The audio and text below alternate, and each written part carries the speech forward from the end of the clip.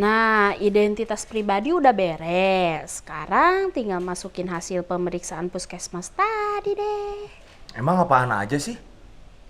Ih, ada usia, terus IMT, terus lingkar lengan atas, kadar HB, dan Perilaku merokok. ya itu tahu. Tahu dong. Nah, sekarang aku minta tolong dong sama kamu. Apa tuh? Bacain, terus aku yang input. Usia udah ya? Terus IMT. Ya, IMT 20,0. oke.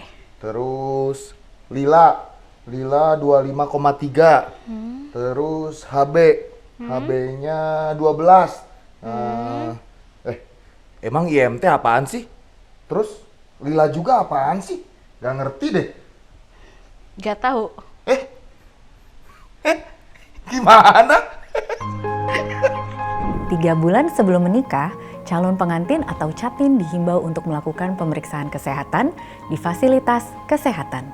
Lalu, memasukkan data hasil pemeriksaan tersebut ke aplikasi LCMIL. Nah, data yang dimasukkan adalah usia, IMT, Lila, kadar HB, lalu yang terakhir adalah perilaku merokok.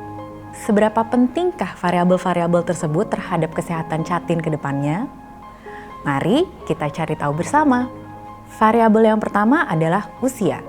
Usia ideal untuk menikah bagi perempuan adalah antara 21 hingga 35 tahun, sedangkan bagi laki-laki adalah di atas 25 tahun.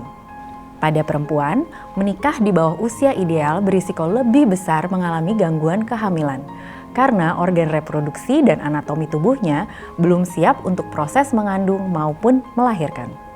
Sedangkan, menikah di atas usia ideal bagi laki-laki maupun perempuan memiliki risiko masalah kesuburan hingga komplikasi kehamilan. Variabel yang kedua adalah IMT atau Indeks Massa Tubuh. IMT adalah ukuran yang didapatkan dari perbandingan berat dan tinggi badan seseorang untuk mengetahui status gizinya. IMT yang normal berada pada angka 18,5 hingga 25,0. Catin dengan IMT di bawah normal berisiko tidak mampu mencukupi gizi bagi janin yang dikandungnya kelak. Sedangkan jika IMT-nya berlebih akan memicu kehamilan yang berisiko.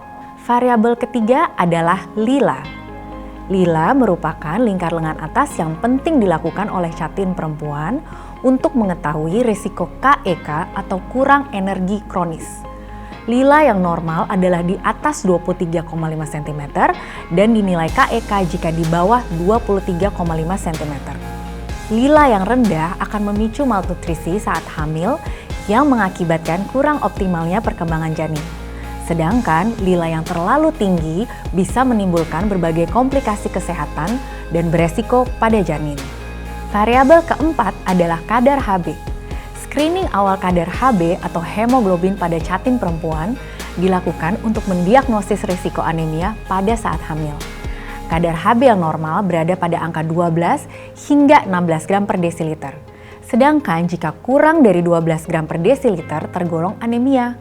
Anemia pada saat hamil dapat meningkatkan risiko bayi lahir stunting. Kadar HB yang rendah menyebabkan metabolisme tidak berjalan dengan optimal. Hal ini akan memicu gangguan pertumbuhan pada janin sehingga beresiko stunting. Variabel kelima adalah perilaku merokok yang ditujukan baik bagi catin perempuan maupun laki-laki. Perilaku merokok pada laki-laki akan menurunkan kualitas sperma yang memicu berbagai permasalahan pada kesehatan reproduksi. Pada ibu hamil, paparan asap rokok juga menyebabkan menurunnya jumlah sel darah merah serta merusak sumsum tulang belakang sehingga meningkatkan risiko terjadinya anemia yang pada akhirnya meningkatkan risiko melahirkan anak stunting. Itulah tadi penjelasan mengenai masing-masing variabel penentu status kesehatan calon pengantin. Hasil dari pemeriksaan variabel-variabel tersebut menentukan keberlangsungan kehidupan berkeluarga, sehingga diharapkan melahirkan keturunan yang sehat ke depannya.